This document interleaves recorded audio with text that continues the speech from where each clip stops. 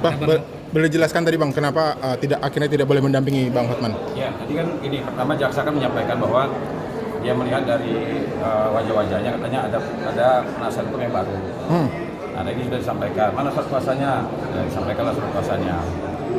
Nah, terus dia nanya acara sumpah dengan KTA. Tadi saya sudah tunjukkan KTA saya.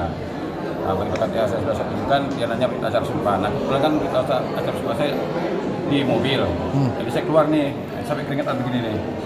Jadi saya keluar mobil ambil. Nah, acara sumpah saya ini kan artinya sudah saya tunjukkan, cuman dia minta yang asli. Nah, inilah makanya tadi saya sampaikan ke majelis, jangan hanya karena situasi dan kondisinya seperti ini jadi tegang semuanya gitu loh. Ya, artinya kan gini, tadi dia menyampaikan kami sudah memberikan hak terdakwa. Artinya tadi dia mengatakan bahwa Bang Rasman sudah didampingi pengacara, haknya Bang Rasman.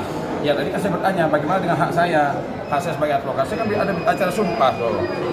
Kan ini artinya saya jadi korban juga karena permasalahan kemarin, ya, artinya ada pembekuan, ada segala macam.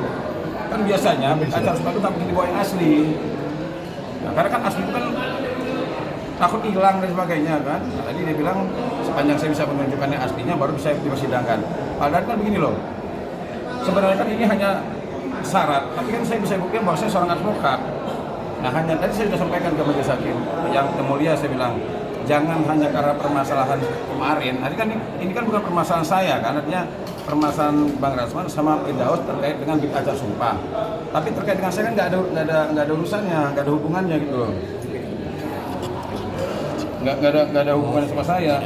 Nah, akhirnya saya kena imbas jadinya kan. Saya mau sidang, sebenarnya kan begini. Sepanjang bisa dibuktikan bahwa orang itu advokat atau tidak, kan nggak ada masalah. Apalagi sekarang sudah zaman ikot.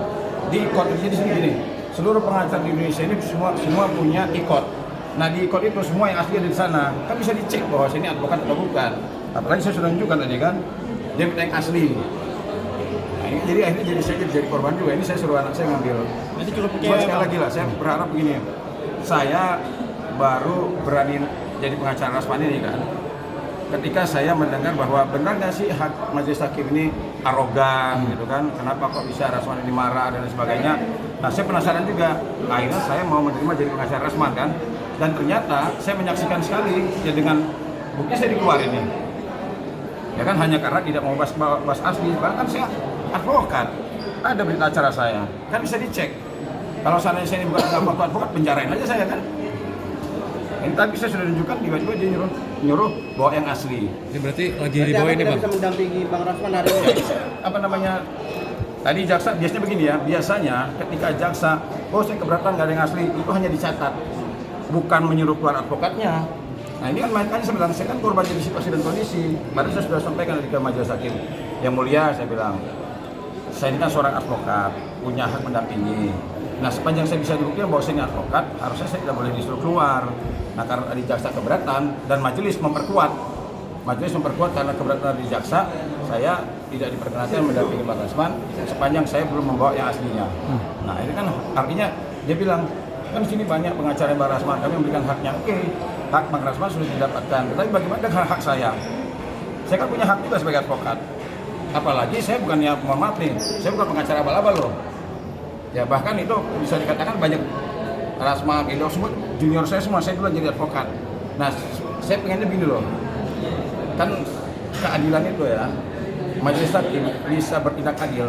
Saya menganggap begini, keadilan itu ya tindakan moral ya, ketika kita memberikan atau menjatuhkan kepada orang dengan mempertimbangkan bahwa orang ini berhak nggak menerima, seperti saya mamanya.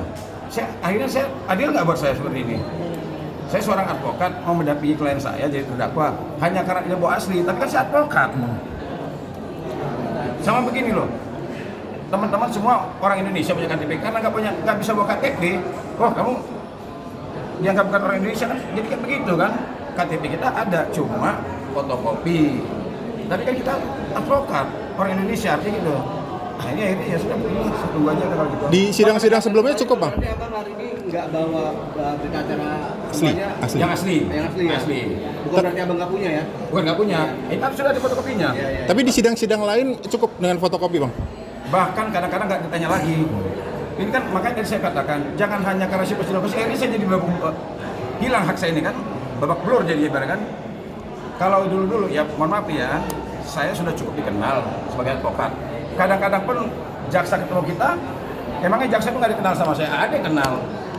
Nah maksud saya gini loh, jangan mentang-mentang kita ini karena situasi dan kondisi seperti ini tegang, jadi ke bawah tegang, akhirnya apa keadilan itu nggak berjalan. Kan sepanjang bahwa benar nggak sih ruang punya advokat? Mana? Ini kan sudah ada nih. Andai kata saya ini palsu, kan saya dipidanakan, bisa dipidanakan. Mana mungkin sih saya sidang dengan situasi dan kondisi tegang seperti ini, saya mau macam-macam, kan kira-kira begitu.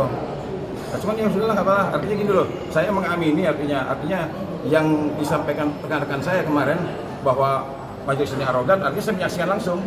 Ya contohnya seperti saya kan, saya nggak punya permasalahan sama mereka, tiba-tiba saya dilarang mendampingi Rasman. Berarti cukup kecewa, Bang? Sangat kecewa. Tapi karena berlaku hari ini saja terus terusan yang Saya baru pertama kali ini disuruh keluar mendampingi klien, baru kali ini.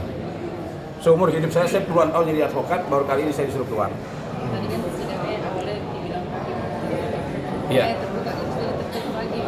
Nah itu makanya kan saya bilang gini kan, saya kadang-kadang aneh ya sekarang ini kan. Kadang-kadang ada penegak hukum kok alergi dengan kamera.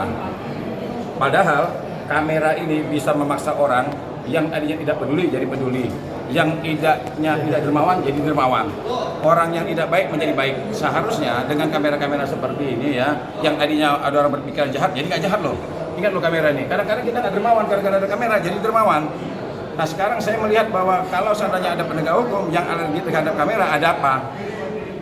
Sekarang gini, terbuka aja kenapa mesti ini kan? Ya cuman karena saya lihat gini, dari Bang Rasman, kayaknya Bang Rasman sudah tidak lagi mau jadi apa namanya ya, jadi permasalahan lah. Tadi Bang Rasman sampai saya tadi tetap gagal nggak mau keluar. Cuman Bang Rasman lah yang bilang udah nggak apa-apa, Bang. Nah, jadi kan akhirnya gini, akhirnya tersandra kan?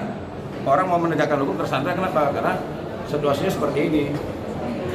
Oke Bang. Mau ngomong apa kan? Oke Bang. Bang. Oke Bang, tadi apa Bang, mungkin Bang alasannya Abang diusir dari Yang ruang tidak sidang? membawa berita acara sumpah asli.